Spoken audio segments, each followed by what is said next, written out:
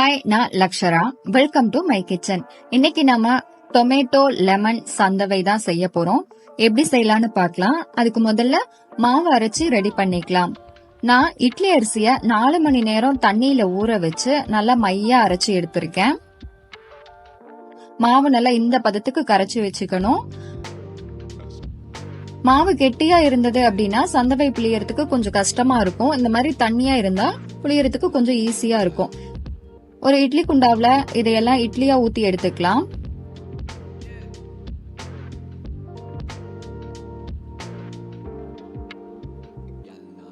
மூடி போட்டு மூடி 15-20 நிமிஷம் வரைக்கும் நம்ம வேக வச்சு எடுத்துக்கலாம்.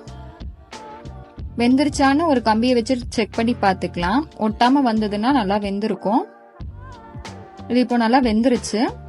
இப்போ சந்தவை மிஷின்ல நாம இத ஒவ்வொரு இட்லியா நம்ம சேர்த்துக்கலாம். இது குட்டி குட்டியான இட்லி அப்படின்றதுனால 3 வரைக்கும் பத்துது.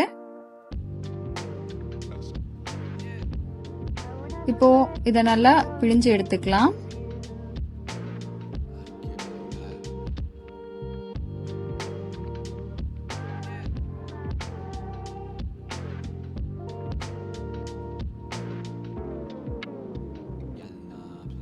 ஸ்டவ்ல ஒரு கடாயை வச்சுட்டு அதுல ஆயில சேர்த்துட்டு ஆயில் சூடான உடனே கடுகு உளுத்தம் பருப்பை சேர்த்துக்கலாம். கடுகு பொரிஞ்ச உடனே இதுல கொஞ்சமா கருவேப்பிலை இலைகளை சேர்த்துக்கலாம்.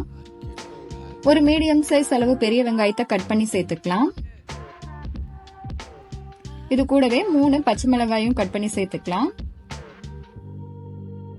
வெங்காயம் கண்ணாடி பதம் வர வரைக்கும் நம்ம ஃப்ரை பண்ணி எடுத்துக்கலாம். இது கூடவே ஒரு மீடியம் சைஸ் அளவு தக்காளி பழத்தை கட் பண்ணி சேர்த்துக்கலாம். இப்போ இதுல 1/4 டீஸ்பூன் அளவுக்கு மஞ்சத்தூளை சேர்த்து நல்லா வதக்கிக்கலாம்.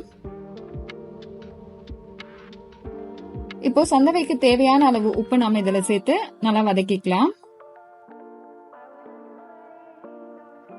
இப்போ இது ஓரளவு வெந்து ரெடியான உடனே நாம ரெடி பண்ணி வச்சிருக்கிற சந்தவையை இது கூட சேர்த்து நல்லா பொறுமையா மிக்ஸ் பண்ணிக்கலாம்.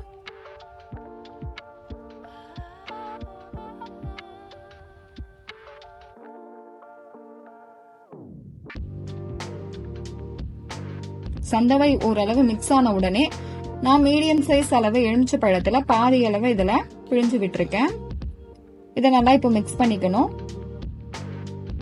இது நல்லா மிக்ஸ் ஆன உடனே கொஞ்சமா கொத்தமல்லி இலைகளை தூவிட்டு நல்லா கலந்து கொடுத்தோம் அப்படின்னா சூப்பரான டொமேட்டோ லெமன் சந்தவை ரெடி ஆயிடுச்சு. நீங்களும் இதே மாதிரி ட்ரை பண்ணி பாருங்க. தேங்க்யூ.